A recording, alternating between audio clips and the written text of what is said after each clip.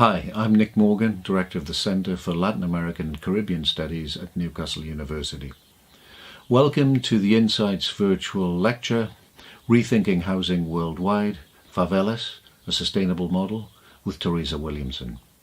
If you have any questions, you can use the live chat box on YouTube, or else submit them through Twitter at InsightsNCL. If you want to tweet about the event, you can do so #InsightsNCL. I'll be back for a Q&A, but before that, let me hand over to my colleague Matt Davies so that he can introduce the speaker. Good evening. My name is Matt Davies. I'm on the Insights Public Lectures Committee here at Newcastle University, where I lecture in international political economy. I'm also a visiting professor at the International Relations Institute of the Pontifical Catholic University of Rio de Janeiro in Brazil. I am delighted to introduce to you all Theresa Williamson. Theresa holds a Ph.D. in City and Regional Planning from the University of Pennsylvania.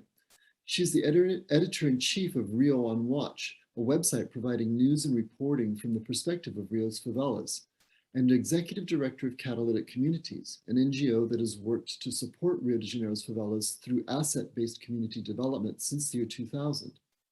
She brings together the skills of a scholar and a community activist through these efforts. She is both a widely published scholar on urban planning and on Rio's current urban problems, and a public intellectual advocating for residents of Rio's favelas. I first became aware of RioOnWatch's work when I was researching the interconnections between urban planning and international political economy in Rio as it prepared for a series of international events, notably the 2014 World Cup and the 2016 Olympics. RioOnWatch's work in these contexts was extremely important in the face of the invisibility or the misrepresentation of life and of the urban problems facing residents of these communities. RioOnWatch's mission included training residents in journalism so that they could report on their own views facing the city and the policies that set out to address these issues, to introduce concepts and practices of city planning to favela residents so that they could contribute more directly to the policy process, and to foster international connections with residents in other marginalized and discriminated communities. Catalytic Communities is a non-governmental organization founded in 2000 that has developed a series of projects and programs in support of Rio's favelas, from building databases and providing technology, media, and journalism training, to projects in community land trusts, to projects relating to favelas and sustainability. Her talk tonight is Rethinking the Future of Housing Worldwide, Favelas as a Sustainable Model, and she will be joining us for a Q&A after her talk. Thank you to Newcastle University for inviting me to speak today.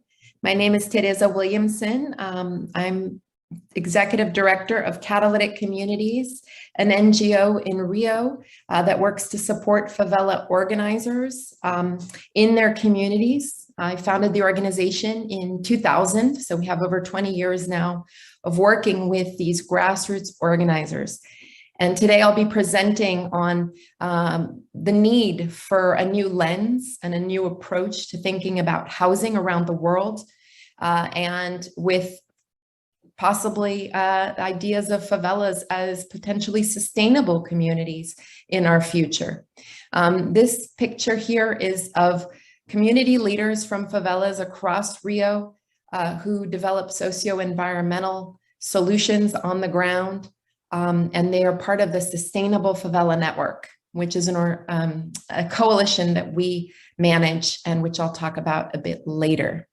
Oh, I should also mention that this talk is available at the link at the bottom, so you can visit the slides in more detail. Some of the slides have a lot of text. I won't go through them in detail. I just included them so you can go back as you like. I'll quickly give a backdrop about Rio's favelas. I'll talk about them. I'll talk about our organization, and then I'll share some community solutions on the ground, okay? But before we ever talk about communities in Rio, before even talking about Rio, I really think it's fundamental for people to understand the city's brutal history as the primary main slave port in world history, I should say the largest slave port in world history. The city of Rio alone received 5 times more enslaved Africans as the entire United States. And slavery in Brazil lasted 60% longer than the US, which means essentially that we have this huge history that influences everything about daily life, especially in Rio, but across Brazil. And yet it's rarely part of the curriculum. It's rarely a broad conversation across society. And yet it influences so many things, including the formation of the city's favelas and all that they have become today. So it's important to know a little bit about that history. The first favela that was called favela was formed in 1897.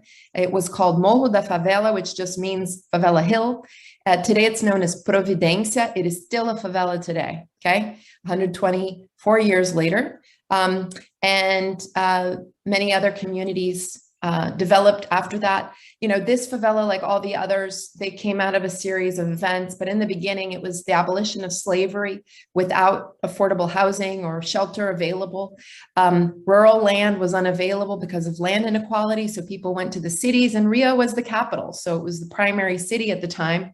And there was no policy of housing, so no opportunities, and people squatted where they could, which were on essentially the public hillsides. That was followed by 124 years actually of history, which again, I'm not going to say the whole slide, but we're talking about essentially a cyclical policy of neglect and repression of these communities throughout their history. Neglect is not the absence of policy. Neglect is policy, especially in our context in Brazil, where governments have choices and have chosen repeatedly year after year for so long not to invest in these communities, or to underinvest in these communities, to undercount these communities, and so on. We did have a window of change, however, in the 1990s and early 2000s, which was really significant as Brazil redemocratized. We got constitutional rights to adverse possession, or squatters' rights. Favelas started being upgraded at scale with their services improved. We had federal welfare program, which made significant inroads in poverty, and affirmative action, which led to many young people accessing universities. Since then, unfortunately, in the last decade, we've had a significant regression. So many of those victories have been lost. It's important to mention that those victories often were the consequence of organizing by communities themselves, okay? So again, in this slide in another format, we've lived through these policies of neglect and repression throughout favelas' histories, but that's what the government's been up to. What have residents been up to? Well, they've been building and rebuilding and rebuilding. They've been developing their communities because that's what was left to them, right? Nobody was doing it for them. Nobody was bringing in services. And so what we essentially have now are hundreds of communities across Rio. There's about 1,000 favelas in the city that provide 24% of the city's housing. Most people live in favelas that are over 50 years old. These are more established communities, consolidated communities. And they've been working on their own development for all of this time. So these reds and oranges are where favelas are located across the city of Rio. You can see that they're all over the urban fabric. This is a characteristic of Rio. You can see this in the South Zone, wealthier parts of the city, in the North Zone, post-industrial part of the city. And essentially what favelas represent, in terms of going back to the original slides I showed, they're a territorial manifestation of the legacy of slavery. The logic is that these are people who serve the city, they build the city, but they're not serviced themselves. They're underserved by the government and society at large. And it keeps that logic of slavery essentially intact all this time later. And when you look at racial maps of the city of Rio, you actually see this broken down very clearly across racial lines, where favela communities versus well-off communities in the city. So first I introduced sort of that lens, government, role, the history. Now I'm going to give you sort of an inside out lens. So from the perspective of our organization, Catalytic Communities, which works on the ground with local residents across the city, let's reintroduce favelas from that perspective. First, I just want to say, 20 years of work, we tried to figure out, okay, what in all the hundreds of favelas we've worked with unites them all, right? And there are only 4 elements They're neighborhoods that develop as a solution for the unmet need for affordable housing. There's no outside regulation, so government isn't telling them how to build. They are built by residents for residents, which means that people often, all the materials you see here on the right, you see residents building a sewage system. People build their homes, the tiles, the bricks, everything is laid by residents, their ancestors, relatives, their neighbors, and so on. So there's this incredible embedded history in these communities. And they constantly evolve based on access to jobs, culture, knowledge, the city, what kind of geography they have. So, for example, a favela on a hill will be very different from a favela in a low-lying, flood-prone area. They'll have different characteristics based on the leadership they had when they started and over time, based on the region of Brazil people came from. Are they a product of an eviction somewhere else? All of these things lead to different characteristics of these highly social, interesting, vibrant communities for the most part. But these actual base characteristics, these four, none of them are necessarily positive or negative, except for, of course, guaranteeing housing, right? These are not, when we say, when they're translated as squatters or shanty towns, those might be how they start, but that's not how they remain. And so it's really important to use the term favela in English to introduce this nuance, because these communities can become consolidated and permanent parts of their cities. And over time, they do consolidate. The building stock improves as people invest. The services are established by government. Community ties are formed, even though the services are limited. However, there are services there and so on. And to summarize again, favelas are affordable housing, informal, self-built, and unique. None of these are necessarily negative terms, right? They're just characteristics of these communities, which can actually produce positive outcomes. So whereas they're born of neglect, as I'm describing here, they're essentially, in some ways, solution factories. People are trying to solve problems. They start trying to solve shelter, and then they move on to other issues.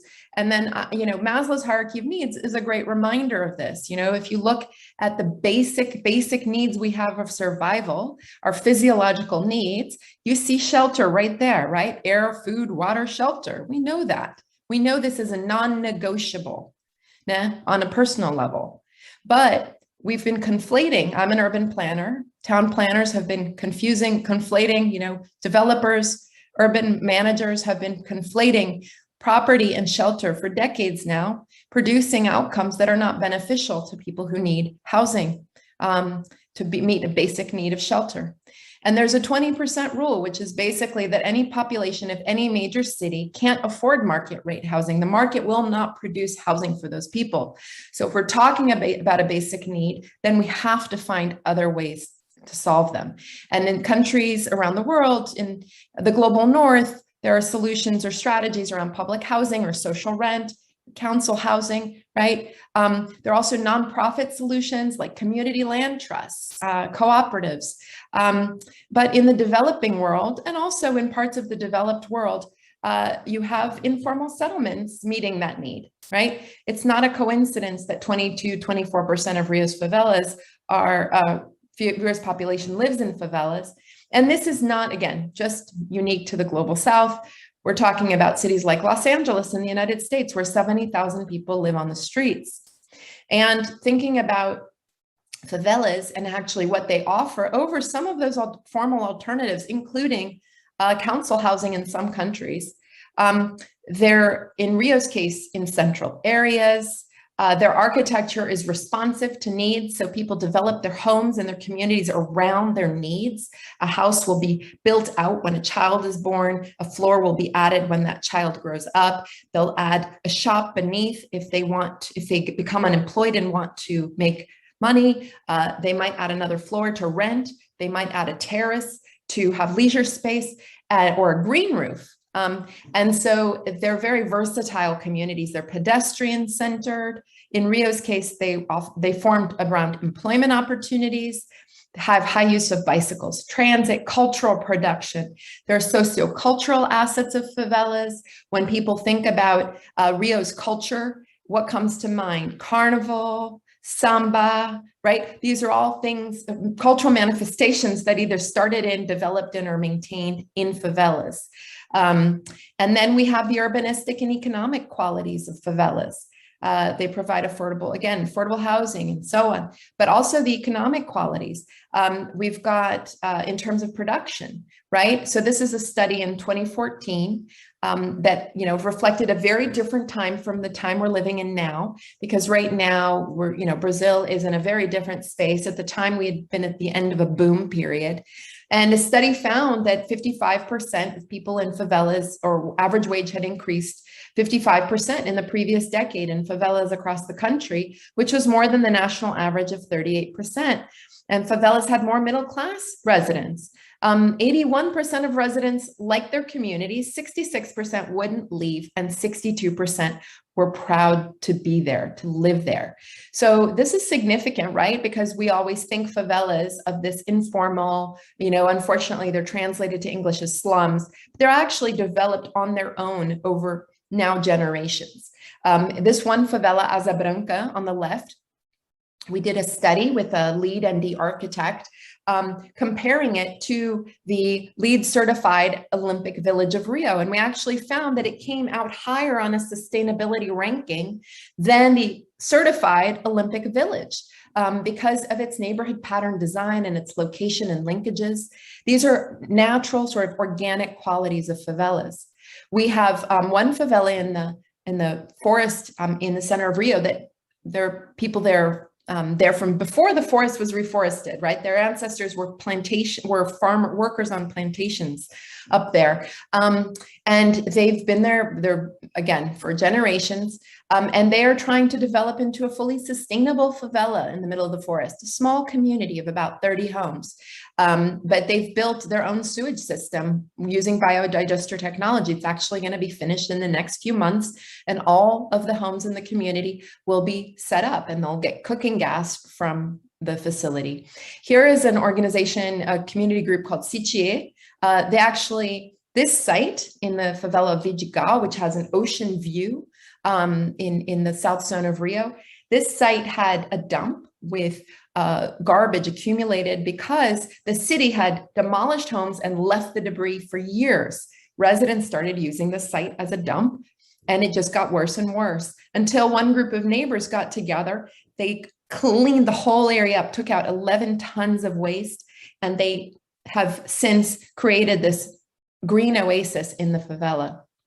Here are other pictures of favelas just in regular daily life.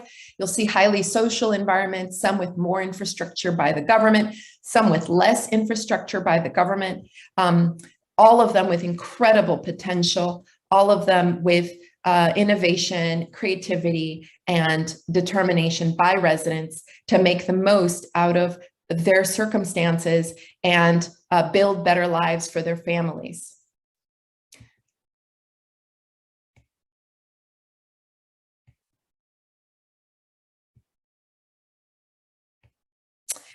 So now I'm going to introduce our organization very quickly so we can get into more of these amazing grassroots projects. So Catalytic Communities, I founded CatComm in 2000.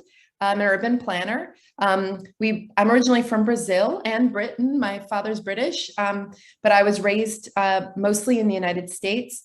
I lived in Rio as a child, and then I've lived there again now for these 21 years. And essentially, CatComm is an organization that is built to support grassroots organizers on the ground. We identify people in favelas who are trying to improve their communities, and then we figure out what we can do to help. It's a very simple model, and that has led us to a number of programs to support grassroots organizers over these 2 decades. Our first decade was focused on networking local leaders with each other, helping them access the internet, creating an online database of local solutions. And then in the last decade, we spent half of that time focused on communications and basically bringing visibility to favela perspectives in the lead up to the Olympics, because the narrative on these communities was such a huge impediment to their progress. Government was using the fact that people misunderstand favelas and to evict residents, to send in police in an archaic, in these archaic occupations. So that was what we were doing till then. Now we're focused in a model development phase, trying to build out these grassroots solutions to show the potential of sustainably developing these communities, but all of our programs are active over time, okay? We have 4 major projects now. I'm going to talk mostly about the second, but the first, RioOnWatch, if you don't know it, please check it out, RioOnWatch.org. It's a favela reporting platform. It's bilingual, been around 11 years. It's very rich resource. Check, in a week or 2, we're actually going to launch a new version. So please return then as well. Anyway, we do a lot of reporting, including on all of these projects and issues that we're going to talk about here. Our second project is the Sustainable Favela Network. And this is our network of grassroots organizers across Rio, hundreds of local activists who are trying to build these sustainable solutions. And again, I'm going to focus on that next. Then we have the Favela Community Land Trust Project, which must mention because I know the UK has a rich growth of CLTs, which is fantastic. And we are trying to bring this to Brazil. We don't have a community land trust yet, but the idea is that favelas will have the option of being titled not only as individuals, but as a part of a community land trust where the land will be collectively owned by the community, the homes will be owned by the individual families, and that way they can preserve their improve their communities for future generations without losing them to speculative development. And then fourth, in the pandemic, we launched the Favelas Unified, the COVID-19 and Favelas Unified Dashboard, which is a crowdsourced data platform for COVID information from favelas. Because as we talked about public neglect, well, the government continued to neglect favelas just as badly during the pandemic. And the data, we had a huge data deficit. Favela information, we just didn't know the impact on these communities, but we were hearing on the ground of all these cases. And so we started crowdsourcing all of the communities that were documenting local cases, but also connecting with the National Health Foundation, Fiocruz, to create a means to collect, to gather data through zip code, through estimated zip code.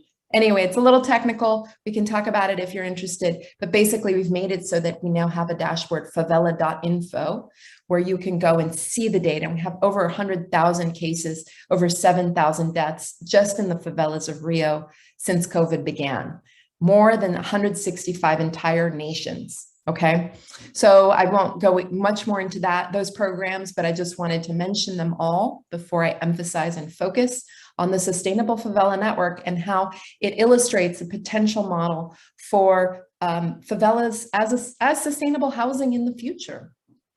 Oh, and before I get there, final slide I always show because I think this methodology is fundamental to so many of our activities, not just CatComm, but all of us who work with low-income or communities, any communities, and actually individuals, as individuals.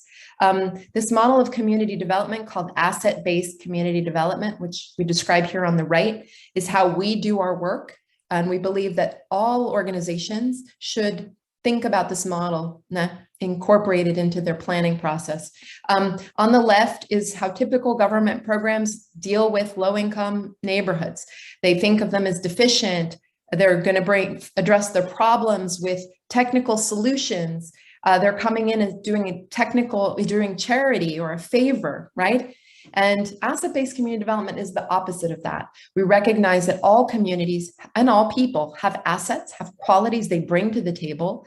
From those qualities, how do we identify opportunities for engagement and for solutions?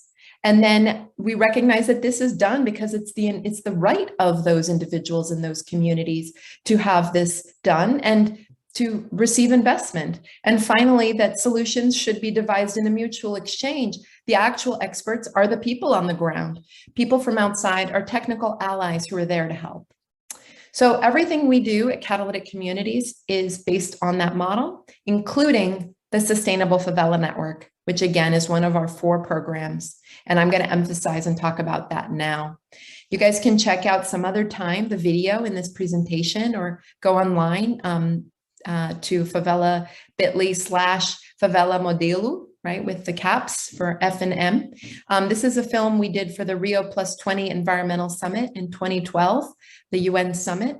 that shows where we first reached out to community leaders in our broad network and said, who's doing environmental work? Who's facing environmental challenges? What are good and bad things about sustainability in your community? And we got 50 responses. We went out and filmed 8 of them. And interestingly, unlike other community issues that we work with, we realized that the sustainability, the ones working on environmental issues were not close to each other. They didn't know each other. They had never visited each other.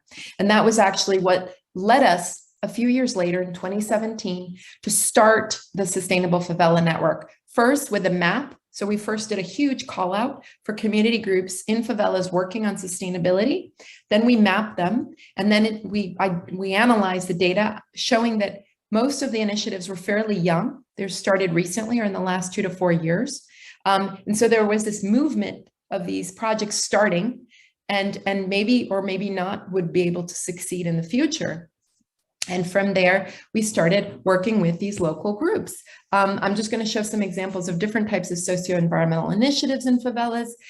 Here is a group in Rio das Pedras doing a community cleanup. Here in Vila Kennedy, people making art handicrafts out of newspaper. We have recycling cooperatives like Jardim Gramacho. We have projects like Hadashá, who takes materials, reused materials, and makes drums and instruments and teaches percussion workshops. We have solar power in favelas like Santa Marta and in Babilônia. We have the first solar cooperative in Brazil, actually, in Babilônia. We have water societies. These are favelas that are managing their water supplies. You have different types of projects around irrigation and community gardens of various types, personal, group gardens. We have green roofs. This is an incredible project in Rio's North Zone, very hot part of the city, where a local leader has planted a green roof that actually, and you can watch this video another time, and these have English subtitles. Basically, they show that this roof garden has kept this home up to 15 degrees Celsius cooler in the summer than neighboring homes in the favela. Again, gardens of all stripes. Here's an irrigation system run by solar, developed by a community leader in Santa Marta. We have environmental education initiatives across the city. This is Casa Amarela in Providência.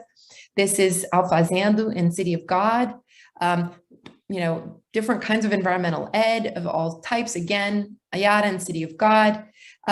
You can see so the network is these local projects on the ground all come together to learn from each other. That's the number one activity that we develop.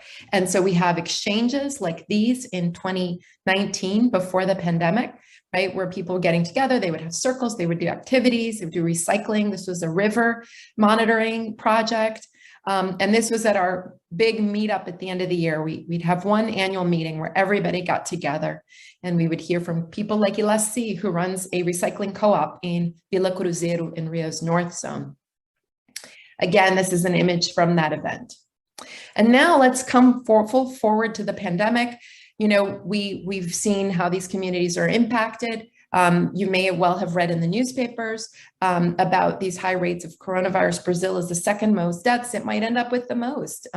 We don't know. And also because of the underreporting is much worse than what we know it to be. And so in this context, what did the favelas do when the government wasn't collecting data and wasn't responding? Well, they did it themselves, as they always have done throughout their history.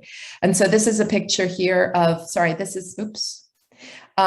this is an image from The Guardian, right, who reported on this. Many publications, fortunately, have published on this. We've had much better reporting in recent years on favelas in general, globally.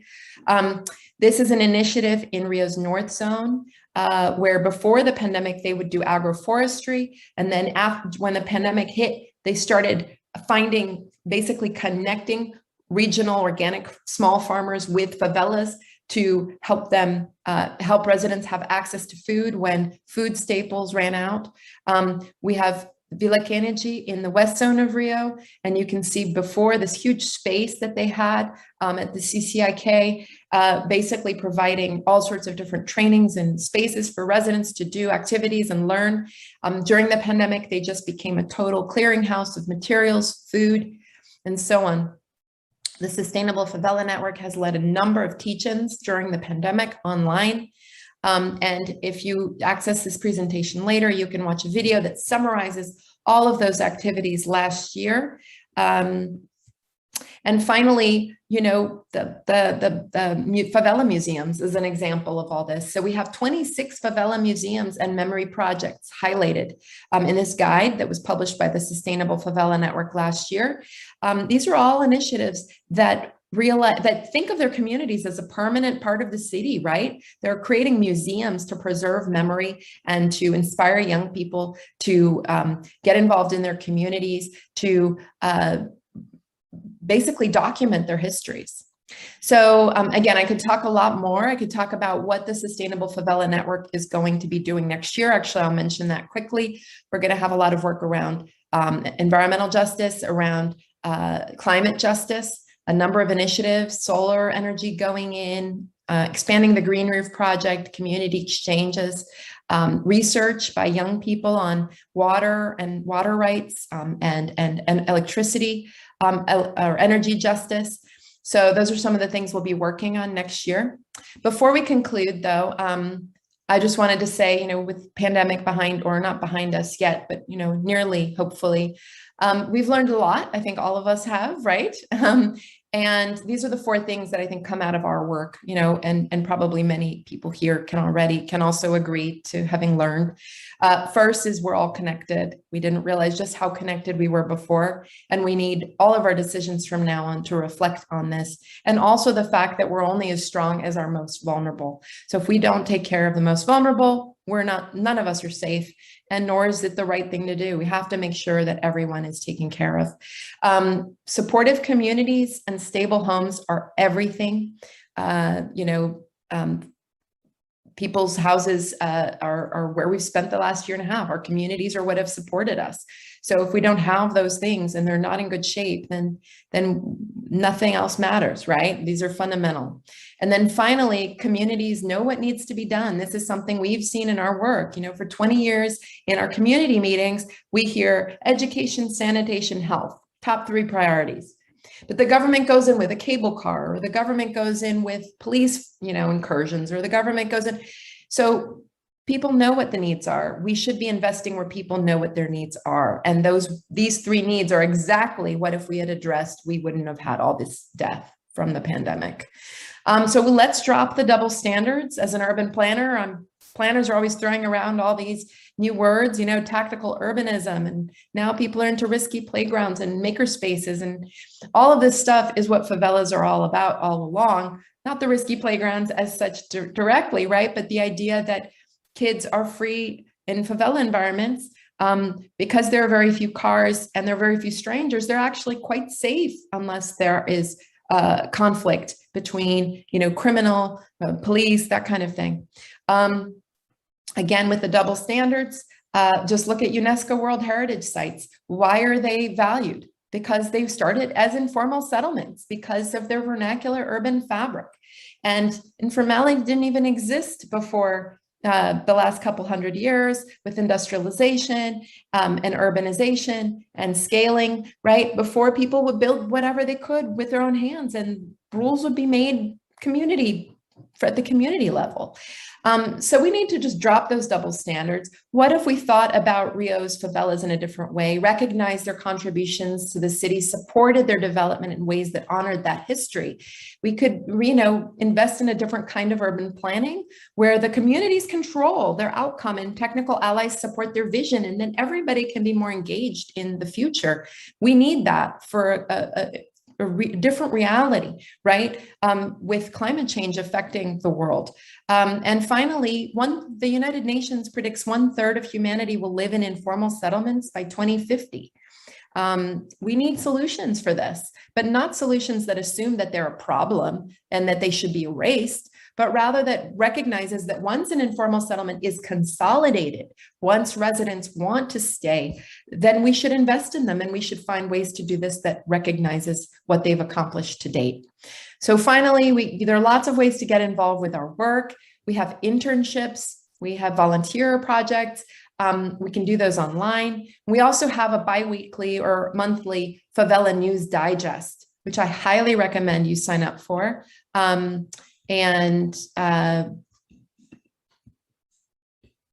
Oh, that's the last slide. Yeah, so I thought there was another slide that showed that we have what the digest looks like. But yeah, sign up for our digest and get involved in the future. We're gonna, like I mentioned, we're gonna be talking about climate justice next year. We have a number of other programs across our projects. So get in touch. All right, thank you.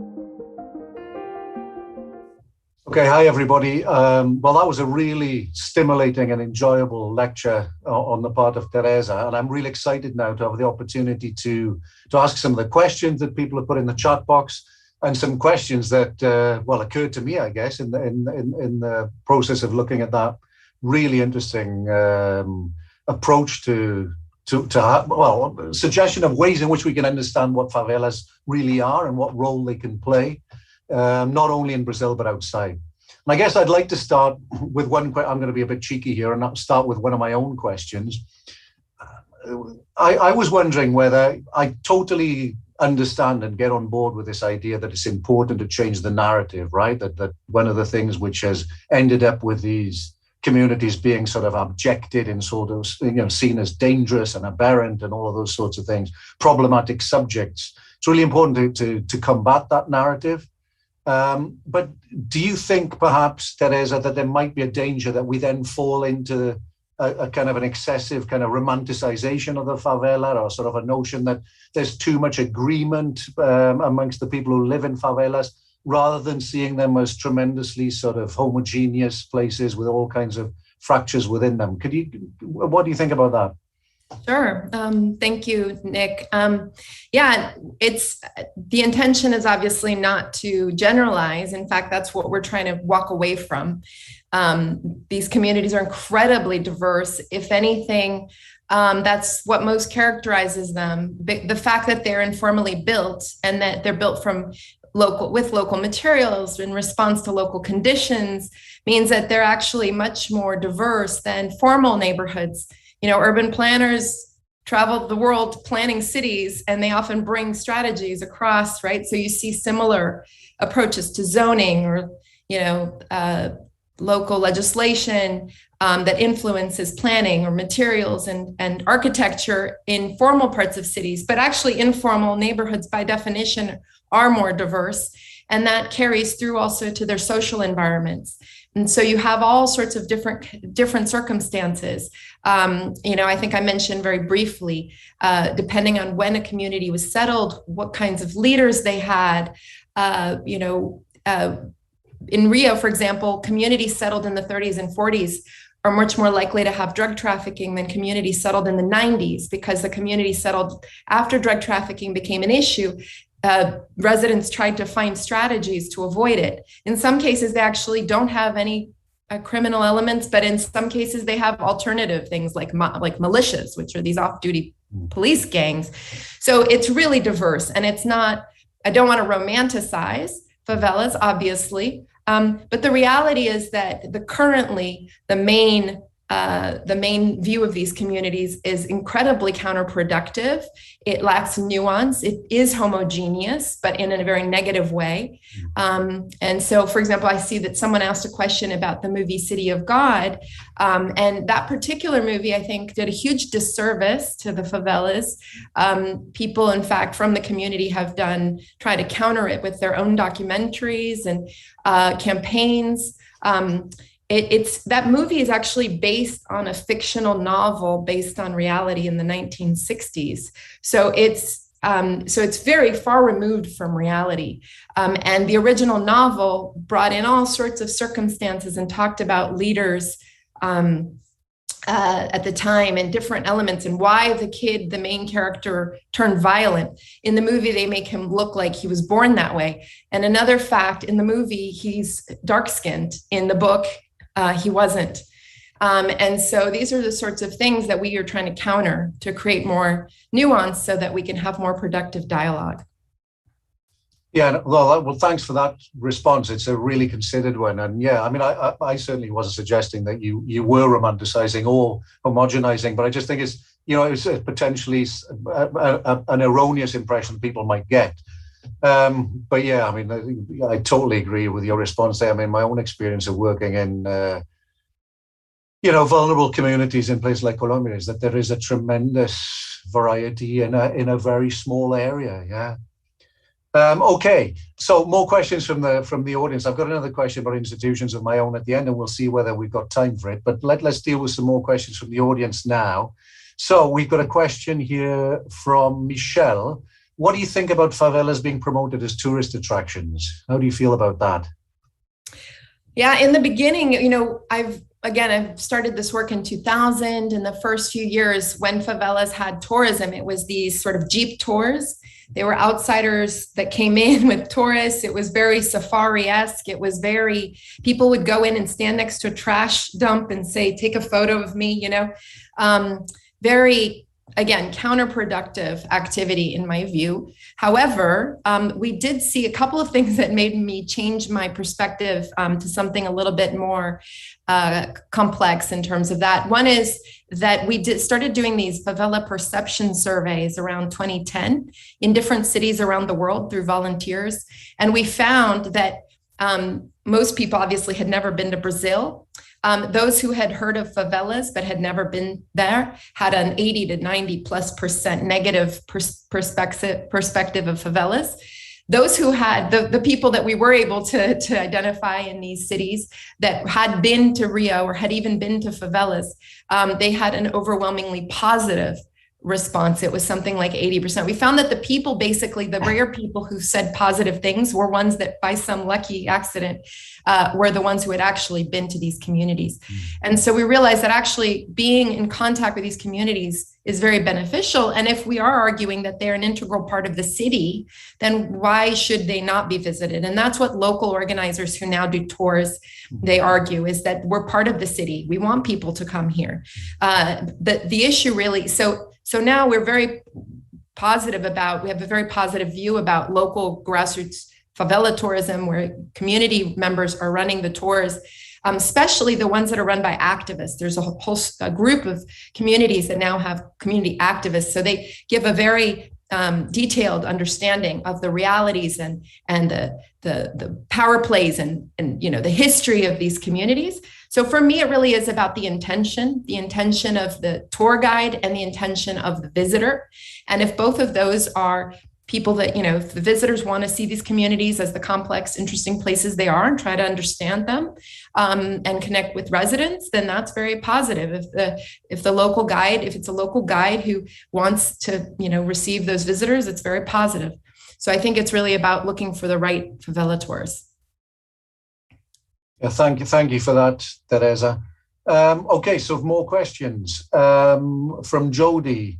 Have you seen examples of how favela communities have worked together during the pandemic? Yeah, no, that's been, I guess I didn't go into it too much in this talk, but that's been one of the most defining factors on the positive side of this past year and a half, which was, catastrophic in terms of the actual physical impact. So we had, just for numbers, right? We had over 103,000 to date cases of COVID just in the favelas of Rio. And we have over 7,000 deaths just in the favelas of Rio, which is more than something like 166 nations in the world. So the impact has been tremendous, but it would have been much worse if community groups hadn't responded, and they responded in so many ways. I mean, it was everything from information that the government wasn't providing. If you've been following Brazilian politics, you know that the government and some levels of government have been, have been promoters of fake information around COVID. So we have local organizers providing information, providing hygiene materials, doing fundraising, crowdfunding campaigns, providing food staples, but all the way up through even data collection. So the COVID-19 and Favelas Unified Dashboard, which is a collective initiative that we manage, in which the data I just cited come from, that's 30 community collectives that have been even doing data. So what the pandemic has shown really, and not just in Rio, this is across Brazil, and it's been reported widely in the global press, is just the impact or the ability to organize that many of these communities already have. Of course, again, that's not universal. There are many favelas that don't have such significant organizing capabilities, but many do as well. So those that have really shown their ability to respond. And to me, that is proof that really policies need to invest in these local organizers and these local organizations to provide to help ensure development that meets local needs. So really, we need more partnerships between, we need to push for improvements in governance, and then we also need those improvements to be done in not just participatory ways, but where communities actually have control over the processes. Yeah, no, well, that makes a lot of sense. Okay, we've got 2 more questions here. With a bit of luck, we can get through them because we're due to finish in about 4 minutes. So let's see how we go. Another question from Carwin. What problems do you find in engaging the community? Are there any social groups you struggle to engage with? Interesting question. Yeah, no, I mean, of course, yeah. So our way, Catalytic Communities' way of working with favelas that kind of facilitates these issues is we work with the local residents who are acting on behalf of their community. So if they're doing something, whether it's an independent mother taking kids on field trips on the weekend, or a residents association, or a news collective, or any type of organization, we support them. So we're not trying to engage with everybody. We're not government. So our role isn't to engage with the whole community. So in our case, that's not something that we necessarily need to worry about. But yeah, you can do, those people then reach across their community.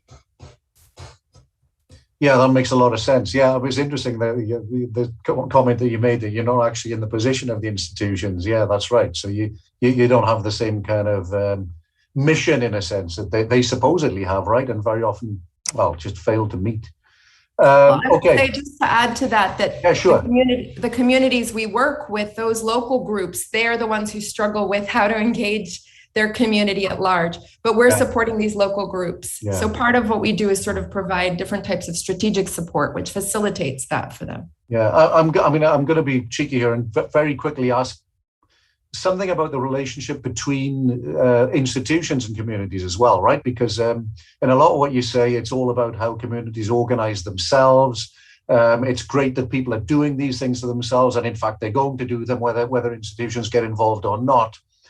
Don't you think, however, that there ought to be more partnership with local institutions? I mean, it's a kind of a pretty obvious question, right? But I mean, what about promoting the engagement of institutions with some of these community organizations? Do you play a role in that? Or do you essentially kind of focus more on just helping the organizations themselves? We do both, but basically what we've seen in practice is just what I described, these policies of neglect and repression being the dominant themes. Occasionally we have exceptions, and we're very supportive of that. And we're engaging more and more. For example, the Favela Community Land Trust should, if all goes well, be incorporated into Rio's new master plan in the coming months. And that's something that we've helped promote. But really, talk about I think this isn't just true in Rio and favelas. I think this is probably true anywhere. You want strong local governance that meets needs, but that needs to be done in very strong engagement from citizens. And often what you have in places where government is effective is citizens become less engaged. And then places where government is ineffective, you have these massive movements. A lot of the cities with the best organizing are the ones with the most, poor governance.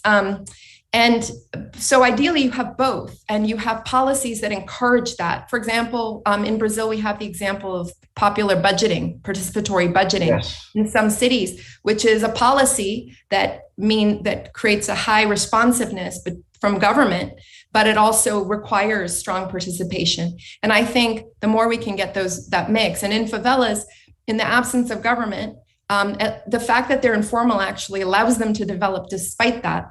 So in some ways, it's beneficial. If they were formalized, but they weren't able to do any improvements, but they also weren't able to access resources, it would be possibly get stuck, like a lot of public housing does in different parts of the world. So anyway, these are complicated, again, more complexity there, and neighborhood by neighborhood needs, we need a look that's more. Yeah, there's a tremendous amount to talk about here, isn't there? It's a great conversation, and I think it's fabulous the way you've managed to get the conversation going. I mean, there's so much to discuss. Look, we got 2 questions here. Maybe you could answer them as one-liners. Okay, 2 questions left.